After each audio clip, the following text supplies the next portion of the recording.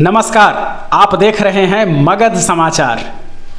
मगध के जिस लोकसभा सीट को लेकर के सबसे अधिक सस्पेंस था वो खत्म हो चुका है।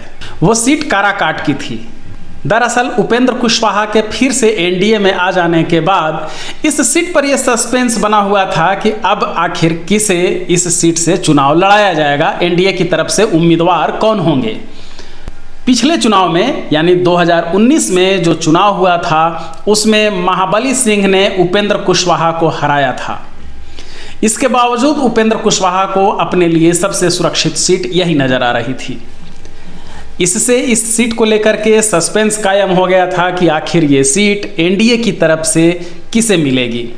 और अब एनडीए ने आज उम्मीदवारों की जो घोषणा की है उसके अनुसार काराकाट के उम्मीदवार होंगे उपेंद्र कुशवाहा। काराकाट लोकसभा क्षेत्र जदयू के कोटे में नहीं आया, जदयू को यह सीट मिली ही नहीं।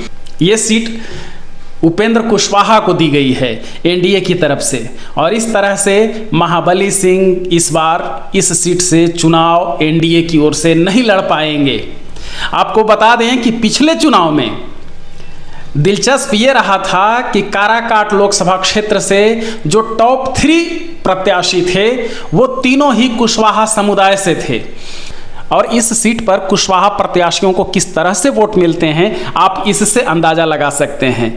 2019 का आंकड़ा देख लीजिए। विजेता हुए थे महाबली सिंह, उन्हें मिला था कुल 3,98,408 वोट। और दूसरे नंबर पर रहे थे उपेंद्र कुशवाहा, उन्हें मिले थे टोटल वोट 3,13,866। तीसरे नंबर पर रहे थे राजा राम सिंह जो भाकपा माले के उम्मीदवार थे। राजा राम सिंह को कुल 24,932 वोट मिले थे। और चौथे नंबर पर रहा था नोटा। उसके बाद बाकी प्रत्याशियों को नोटा से भी कम वोट मिले थे। प्रतिशत के लिहाज से देखें तो महाबली सिंह को टोटल वोट का 45.9% वोट मिला था और जीत का अंतर 9.8% था। उपेंद्र कुशवाहा जो दूसरे नंबर पर रहे थे उनको टोटल वोट का 36.1% वोट मिले थे।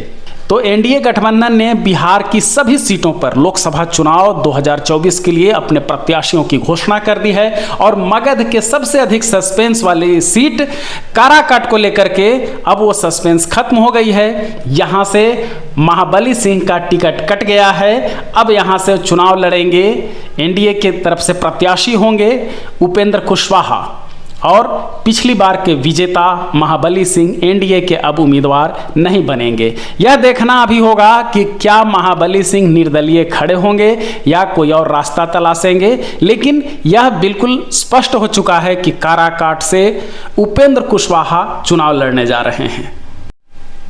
आपको बता दें कि पहले यह सीट यानी काराकाट लोकसभा सीट को विक्रमगंज के नाम से जाना जाता था, लेकिन 2008 में नए सिरे से जो परिसीमन हुआ उसके बाद यह काराकाट लोकसभा क्षेत्र के रूप में इसे जाना जाता है।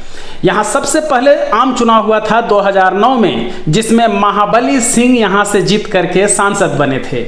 और फिर उसके बाद दूसरा चुनाव हुआ 2014 में, जिसमें उपेंद्र कुशवाहा जो एनडीए की तरफ से प्रत्याशी थे उनकी जीत हुई थी।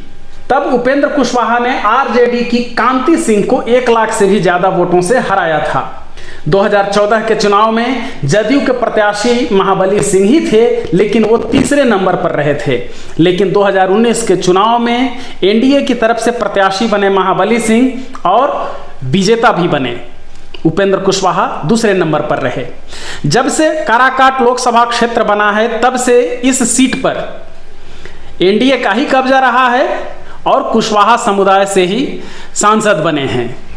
यह भी दिलचस्प है कि इस सीट पर हमेशा एनडीए का कब्जा रहा, लेकिन इस सीट से बीजेपी ने अब तक कोई प्रत्याशी नहीं दिया है। सहयोगी दलों के ही प्रत्याशी यहां से खड़े होते रहे हैं और जीतते रहे हैं।